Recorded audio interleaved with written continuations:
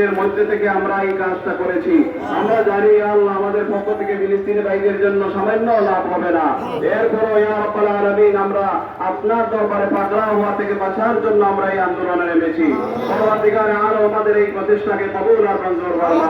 ইয়া আল্লাহ আমাদের ফিলিস্তিনি ভাইদেরকে আপনি সাহায্য ফরমাও। আল্লাহ গাজার মুসলমানদেরকে সাহায্য ফরমাও। আল্লাহ গাজার শিশুদেরকে সাহায্য ফরমাও।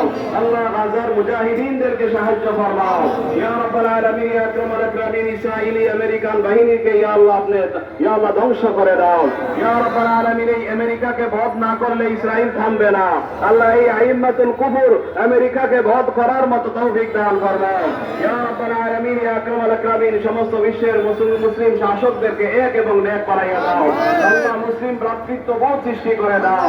ইয়া রাব্বাল আলামিন ইয়া আকরামাল আকরামিন আমাদের সবাইকে ইয়া আল্লাহ ইহুদি পণ্য বর্জনের তৌফিক দান ফরমাও।